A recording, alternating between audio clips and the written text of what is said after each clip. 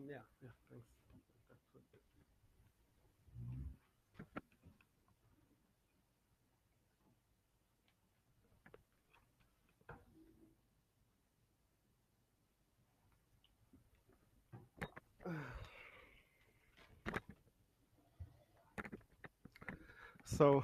Thank you very much. I'd like to introduce myself. My name is Simon Silvasi. I'm an intern here in the Cold War Center, and my presentation is about the Arctic region. Um, why did I choose this topic? This topic is very rare, not internationally, but in Hungary. There are only a few um, scientists and scholars who are conducting research on this topic, and that's why I choose this topic to make it popular and cover a region that is uncovered now in I think in Hungarian academic life. I like to apologize because I I changed the title, and it says the superpowers at the Arctic and nowadays cold rush. With this title, I like to stress on the duality of my presentation, because in the first part, I will mention uh, what major events happened during the Cold War in the Arctic region, and in the second part, I'd like to introduce nowadays so-called cold rush. That's a little funny word for the cold rush. And there is also names like the new Cold War for this situation. Um, and there are, as you can see, a lot of Cold War rhetorical and words. Um, they are also could be found in this topic.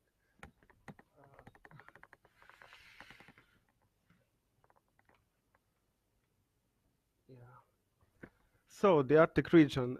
This picture is from Life magazine uh, from the 1950s, and it shows that during that time, the superpowers they realized that the Arctic region is the key factor to reach each other.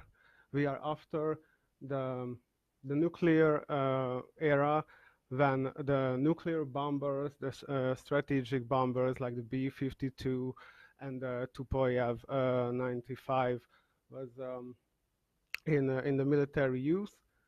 And as you can see on the picture, with with the Arctic region has the key to the war strategy. It says, because that time the United States had a shield before that by the two oceans, but with this they lose that shield, so they are became very vulnerable um, to the Soviet bombers. And in the first part, I like to talk about the United States in the Arctic. So firstly, I will talk about the NORAD.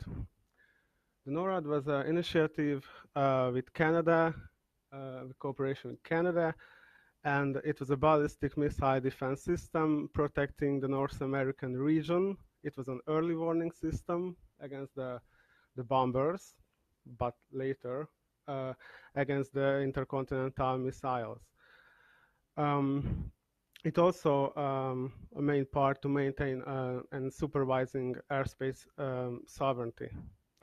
It was established in 1956, same as the Hungarian Revolution, and also interestingly, later it was developed to to cover airspace, not only uh, mm, the airfield, but from the space.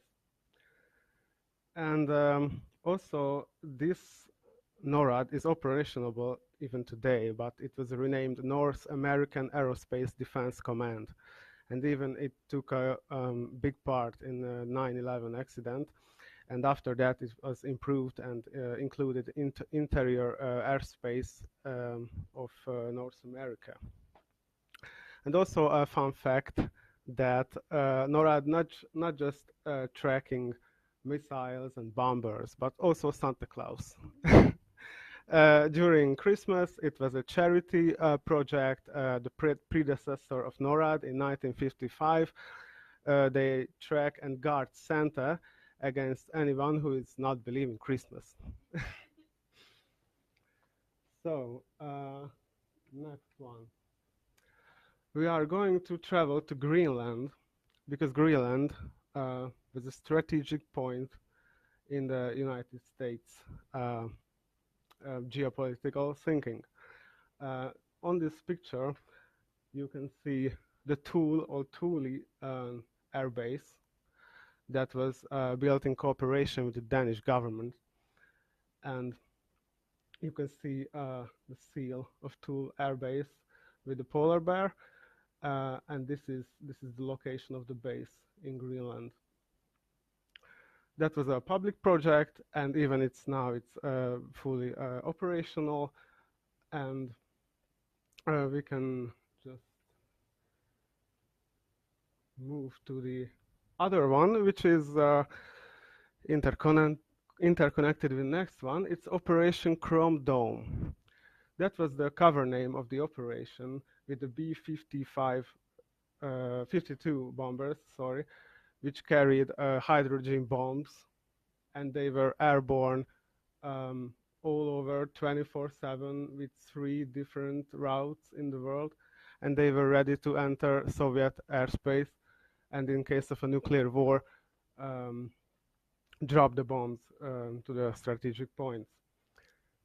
But there accidents happen, and also in 1968 an accident happened when one of these big airplanes crashed near Thule Air Base, and you can see the crash site here in an official US Air Force magazine or booklet, and it was the greatest nuclear clearing mission in the history, because the bombs were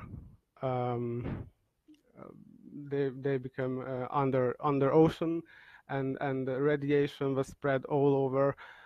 In the explosion, when one soldier died, the other were mentioned to catapult, and it was because of fire. This action, it revealed that on Thule Air Base and on Greenland there were nuclear weapons. The Danish government didn't know that. They knew that there's an air base, there are planes, but they didn't know that there are nuclear weapons, because the Arctic zone was considered nuclear-free zone. But that was the main point, and you can see in the Washington Post cover that it was a main event at that time. And they conducted a mission to collect the parts of the plane, but they were without protective suit, and they were imposed to radiation. Even they collected the snow on the site, and it was traveled to the United States in aluminum containers. Okay, and the next one is a very interesting one. It says a secret US base, and it was called Camp Century. During that time, after the Thule base, the United States decided to implement a system with under the ice, with a whole camp, and Camp Century was the name of the project. It was a public scientific project of that time. The Danish government also knew about that in under the snow, how they could create a base with a community, because you can see here there were gym and cinema, and so it was like a complete city. But there was another part when under those tunnels they they would create a railway system, and they would place nuclear missiles under it, and they could change the missiles, the location, in order to um, not to be detected. And in case of nuclear war, they would emerge and they will aim to the Soviet Union. It was a top secret project. The Danish government didn't know anything about it. Anything about it. They only knew it when it was called Project Iceworm because of the tunnels. When they knew it, it was only nowadays when the ice is melting and everything what the US left there, because it was thanks to the ice sheet, it was like shifting, and it should be closed. The whole project around the 60s, it was closed. But nowadays, as the ice melts, there is great contamination, pollution, and diesel fuels. So it makes a great danger to the environment. All right, and the next one in this picture, you can see, as I mentioned, the vulnerability of the United States is completely, they were afraid of the air raid warning signals, red alert, that they will nuke the great cities from the Arctic. And now, this is the Soviet part. The Soviets, they not started to use the Arctic region in the Cold War. They already knew in the 1920s that those area, part of those area, is belong to them, and they are starting to create regions with the Canadian government. But during the Cold War, their main place was Murmansk, which is the only ice-free port on the Arctic Ocean, and it was the headquarters of the Soviet nuclear submarines. Speaking about submarines, the first nuclear-based submarine was USS Nautilus, which also reached the North Pole, the first crossing of the North Pole. It was a submerged voyage on 1958. And of course, the Russian ones, you can think about the Red October, or later the Typhoon submarines, which also carried nuclear missiles, like 10, 20 of them. And also the Arctic became the territories of these submarines, which can emerge and launch a second attack, or a counterattack in case of a war. And also the other goal, the Arctic Empire, it was called in Soviet documents, that they knew that great resources, natural resources are there, and they have to exploit them, but with Western technology, because at the time they didn't have the technology to exploit. The most important is the Murmansk initiative, which was initiated by President Gorbachev in the end of the Cold War.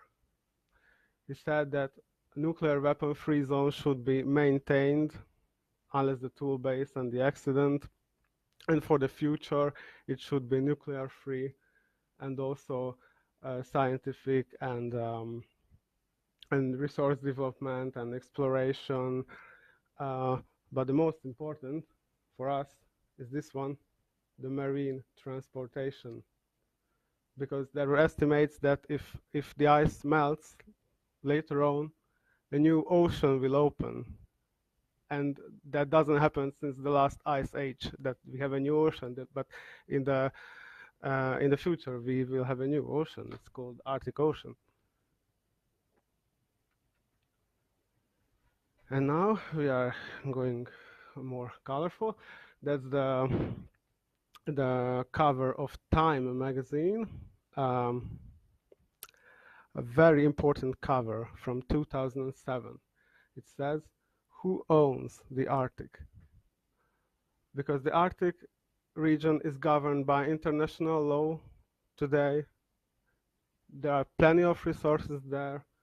Um, there are possibilities of new sea routes, and it's kind of a new battlefield for the future. But why the northern region? Why the Antarctic is more important than the southern part, the Antarctica? Because I think that you know that the Arctic has no land, but the Antarctica has land under the ice. But here, no. If the ices melt completely, there is just water. Okay, so you can see a very good map about today's Arctic region, and you can see the main parts: Greenland, which is belong to Denmark, Norway, Russia, Alaska, the United States, and Canada. These are the main players who are um, exploiting the possibility to, in cooperation with international law, they can divide the Arctic region, and therefore they can excavate the resources. And what about this international law? Because I'm talking about it, but I have to explain. It says the United Nations Conventions on the Law of the Sea. It was established in 1983, and it says that every country has an economic exclusive zone around 350 meters from its shores. But the law says that if a country goes there, conducts some scientific researches, and they can prove that in this area there is the extension of their continental shelf, they can claim that territory, and they can claim the resources and everything under and above it. And that's the main reason. And today there is only one country that did not ratify this UNCLOS international law, and the main player in the United States. And here you can see the main possible routes that the future can offer in this region. Starting with this one. This is the Central Arctic route, or Trans-Arctic route. That is the most unusable now, because it's, as you can see, this is the ice, so it's only can cross by icebreakers, and I will talk about icebreakers later. Okay, and this is the route which will be the usable in short time, and you can see, I'm sorry, this one in Russia, and Russia has great resources, and they have more than 40 icebreakers. The United States, where's the United States? Yeah, the United States has only 2. So you can see 40 and 2. So it's going to this this game is going to be win by the Russians, at least now, but President Trump addressed that the Coast Guard will get many of them icebreakers, heavy icebreakers that can break like 6 meters of ice, and they are going to play this game, and they are not gonna let that the Russians have the Arctic. And also you can see there is a lot of oil in this area. The darker spots are the already explored fields, and the green one is the hidden. Expert says it's 1/3 or 1/4 of the global oil is there. So that's the big game. That's the reason of this extended area, and also very important the Arctic Council, which is kind of United Nations of the Arctic, but they have not the power because it was created to protect environment and science and the country's cooperation. You can see the permanent members, and there are ad hoc members and permanent observers. And the most important is China, because China is not an Arctic nation, but China has very big claims to this territory. They want to use the routes to extend their One Road, One Belt initiative. So it's going to be very important also for the Chinese and for, I think, everyone, because you can see even India and Turkey, and I can say that Singapore is also interested. Tiny little Singapore, but they have the world's sort of container shipping companies and resources. So yeah, as I said, the United States is gonna catch up. President Obama also traveled. Obama was the first president ever who went to Alaska and see how the ice melts and what's happening there. And Trump continued that, but also Trump is controversial because he enabled Arctic drilling also. Also cooperation, and this is for the closure. You can see this map was created by Ted Sullivan, who is the Alaska senator of Alaska in the United States, and he's also presenting to generals and Coast Guards admirals that this is the situation. We have to, I mean, the United States have to do something about it, because in Alaska they are really concerned about the situation. So as a conclusion, the Arctic region is not as boring as as you can imagine, because there military activities, there are icebreakers are coming. Even Russia are going to militarize the icebreakers. They're going to build with anti-ship missiles, with guns, with helicopters can land on the icebreakers. So it's going to be, they have professional trained military who are riding on a reindeer sledge. So it is a big question of the future, that how Arctic could melt. And the last one, the very last one, is this one. This one, what will happen? This is the nature, and this is the humanity. So which one will prevail? That's the question. And thank you very much for your attention.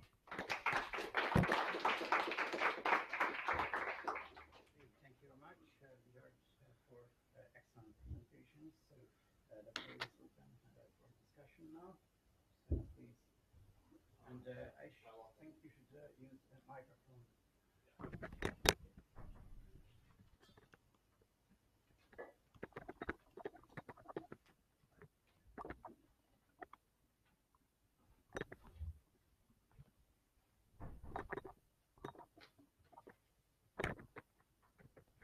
Let me get my notes out here.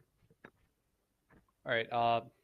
I want to first of all thank all of you. You had really interesting presentations, and it's very interesting to me because I think the title of this panel, post Cold War era, I'm still not quite sure the Cold War has truly ended. Personally, I think there's a growing movement that believes that, and I don't know. There's potential that we might still be in the Cold War. Um, but I had a specific question for Gaspar, and so being from the United States, we're we hear a lot about Iran and North Korea. Iran with their nuclear program, which Israel claims was more geared towards nuclear weapons, and so Trump made a promise during his campaign that he would cut a better deal with Iran. He was like, "It's not a good deal." He makes good deals apparently. Um, North Korea is the only country to test a nuclear weapon in this century, and I think that's important to think about in the scope of your research into test ban treaties. But something I think you may have missed or not talked about as much is the whole idea of the Nuclear Nonproliferation Treaty that went into action in 1970.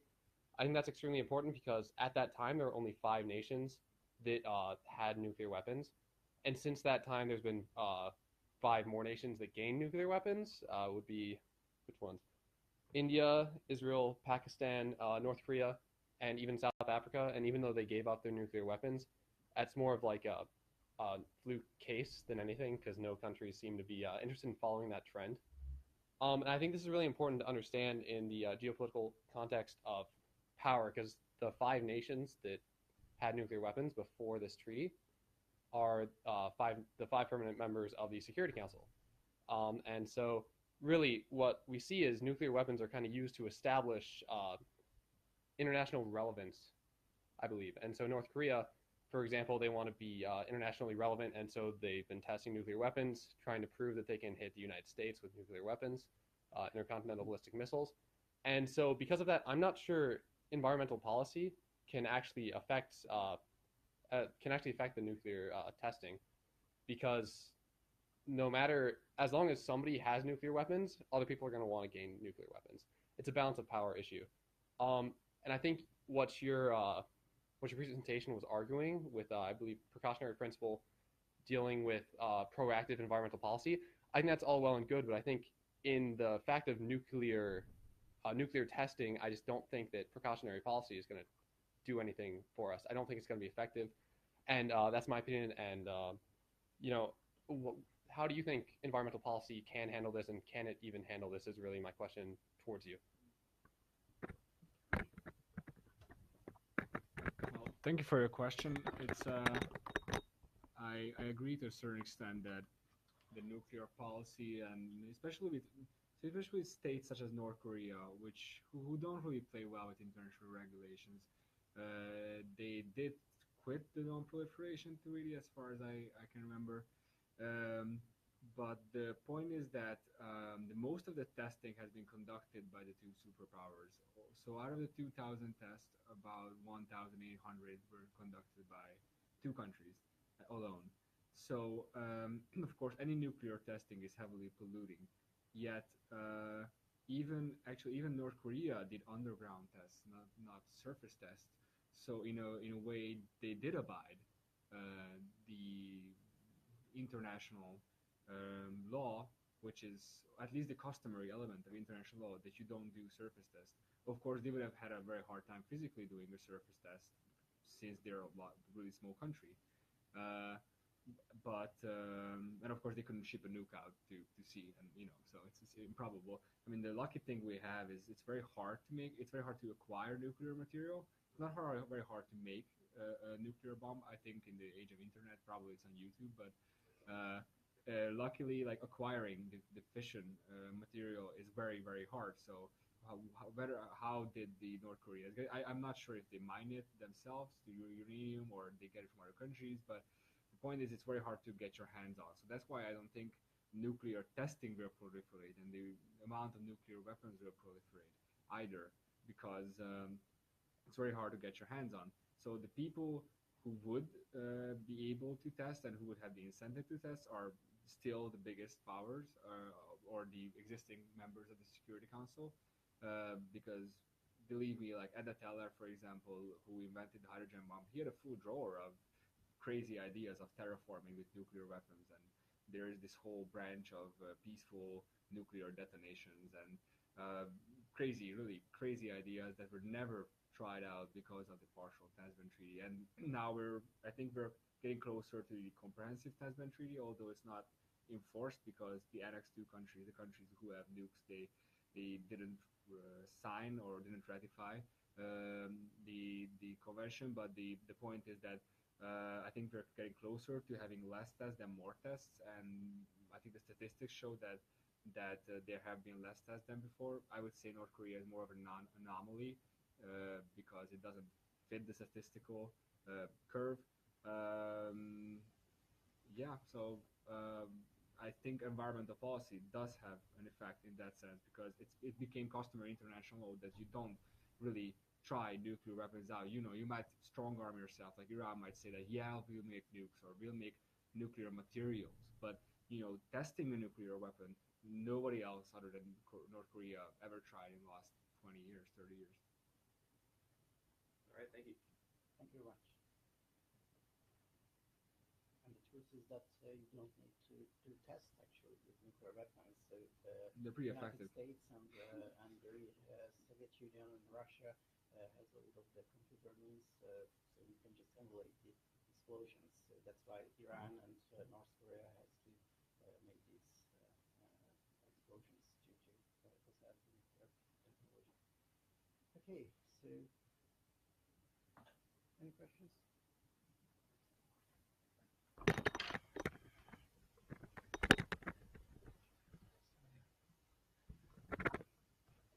Okay, so many thanks for all the presenters. I have a question, or rather a suggestion for the presenter on the UN and failed states.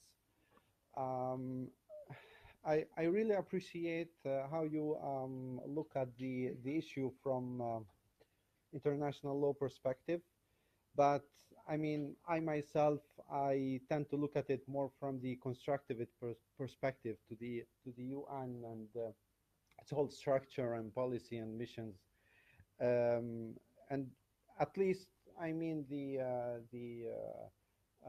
United Nations Security Council and the mandated missions in Somalia and Kosovo, so they tend to be highly politicized, not like other UN programs. So I think my question is more whether you're considering to take more a political perspective to see the underlying factors that play into which mission, where, and how it is designed to take the mandate and to do its job on the ground. Thank you.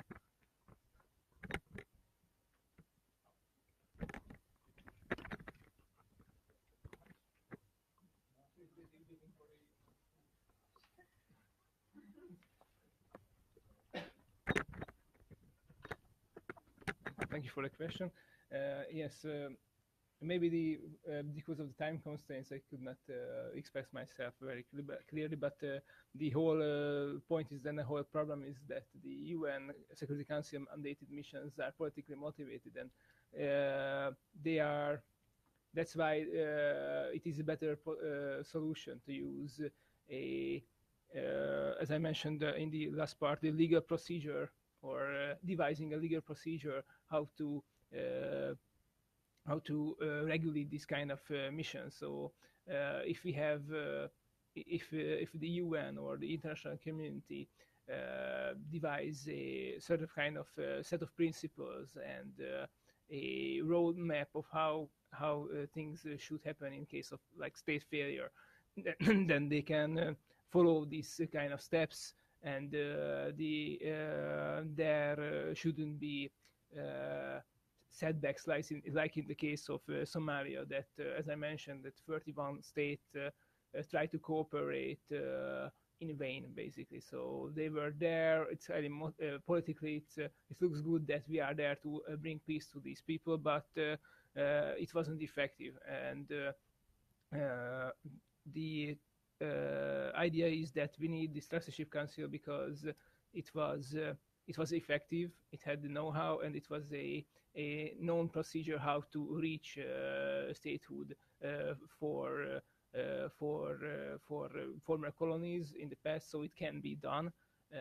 There was precedence for that, or there were precedents for that, and that is why we should move away from this kind of ad hoc missions that, as I mentioned, is politically motivated, obviously, and that's why we should turn back our attention to the Trusteeship Council instead of the Security Council.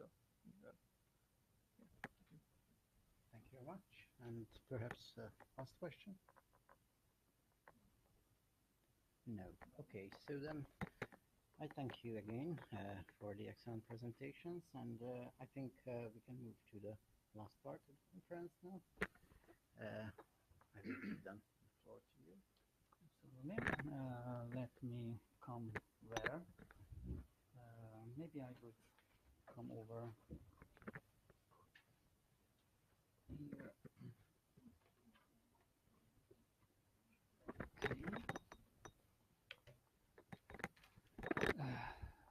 So, ladies and gentlemen, this is the final part of the conference, which is in the program as my closing remarks as the director of the Cold War History Research Center. So, first of all, I would like to thank everyone for coming to this conference, for all the participants who have made a tremendous job during these 2 days of this conference. First of all, this was, maybe you haven't noticed this, but I noticed that this was the biggest conference so far. This is the 9th international conference since 2010, and the number of participants is the highest at this conference, which is 32, which is already a great achievement. However, of course, the most important consideration is that it is not only the quantity of the conference or quantitative factor concerning the conference, which is outstanding, but also the quality of the papers, or quality of the presentations, which we have heard during this conference, are really exceptional and outstanding. And also not only the quality of the papers and the presentations, but also the debate and the unfolding discussion with the audience, which is, of course, one of the most important parts of such conferences. At least this is our mission. This is our target and goal to generate discussion for young would-be scholars, students of international relations, and so on. So in that sense, again, I think this was a very, very, very good conference. Also, we have had presenters at this conference from 10 countries, or 10 universities, and from 11 countries, as far as we could briefly summarize the numbers, which is already, again, a great achievement as far as the internationalization of not only the university itself, which you have heard is a great strategic goal here, but also for our center. Of course, it's an old and very important consideration, very important goal to make this conference as international as possible. And of course, next year we will have the 10th conference, which will be an anniversary. So again, I would encourage everyone who came here this year to apply next year as well. And of course, we would welcome anyone having presented a proper submission and proper draft paper by the time of the next conference. So of course, everyone is welcome to come back to be the best for the next conference in 2019. Also, as it has been already mentioned at the very beginning, our plan is a kind of publication of the proceedings of the conference, papers of the conference in 2 different versions. So again, I will have to reinforce this and also advertise this possibility and urge you to apply for the publication of your papers. Of course, we were not expecting written papers for this conference from the beginning, so this was not a precondition, as it is happening already at many real, like adult, so to say, adult conferences. This is more and more a habit. So we did not want to frustrate our young colleagues with the expectation of submitting a written paper before the conference. But on the basis of the oral presentations here, and I could also see that some of the presentations actually were written down, or partly were written down. Of course, I'm urging everybody to make it a written version and then submit it for publication. So the two kinds of publication projects are, of course, the ones which were already mentioned. Number one is a short-term one with a possible deadline by the end of the summer. So if you can submit like a paper of between like 10 pages to 15 pages, and of course we will give you the proper information about the formatting and everything else. So by the end of the summer, if you can submit that, then during the fall, the autumn of this year, 2018, the selected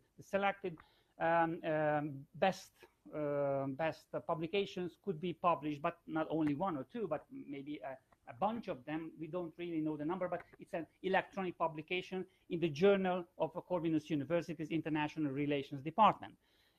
So this is the short-term publication project, and this actually can handle a relatively great number of papers. So we cannot make a promise to anyone that it will be published, but we will be on it. So definitely all the papers which would be good enough, definitely will have a very great chance to be published in this journal, a special issue of the Cold War by students. To be published in the fall of 1918, that is by the end of this year. So that is the short-term publication project, and the long-term one is, which I already mentioned at the very beginning, and again I would like to draw attention to this, that on the basis of the presentations last year, this year and next year, that is 2019, we will make a big selection of the 3 conferences best papers, and we will publish a new edited volume, Students on the Cold War 2, by the end of 2019, that is by the end of next year. And then again, of course, all the good publications, all the good presentations which would be made into a good publication, an article with footnotes and all the requirements, of course, have a very good chance to get into that new second volume of A Student on the Cold War as well, which again, after being published online by the end of 2019, would be published in a printed version again the next year. That already would be 2020. But still, it's relatively not a long time. I can tell you how long real scholars, I mean, professional scholars on the international market have to wait for a publication. I waited usually like between 2 to 4 years for a publication of a conference volume. That is very, very normal. 3 or 4 years are absolutely normal. In one case, I waited 6 years, which was really a little bit too much. But of course, this was just a kind of motivation. I wanted to motivate you that this is not the case here. So you will be getting a great advantage here. So just in 1 year, actually, your publication could be ready and be available. So with this, also, let me just draw your attention again to our new website, which I have already presented at the very beginning. But also, there's one part of it which we have not yet shown, which is the Facebook part of our website. So please explore the website, which is the same as it was. That is coldwar.hu. The address is the same, so you don't have to try to find a new address for our website. But it has a Facebook page, and the Facebook page is a very proactive Facebook page. It's not like about, yes, we were hanging around in this pub and then here is the picture, but these are also all kinds of projects, and you will see there are several kinds of projects. One of them is the ongoing project which we have been doing for several years now. On this date means that there's a kind of anniversary. 50 years ago on this date, let's say June 5th, something happened, you know. And then there's a short description, a short story, maybe with pictures, with all kinds of other additional material, and with links to explore whatever. So this is a kind of making publicity for Cold War events.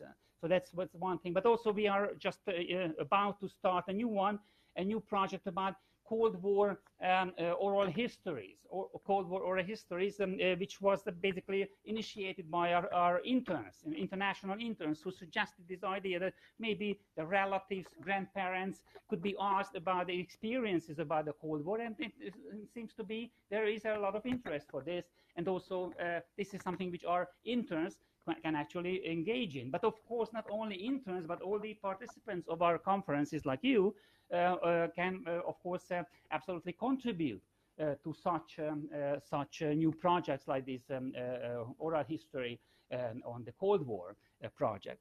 So also, one final thing is whenever we are talking about the Facebook, of course, you have to like it. Of course, that's the most important thing.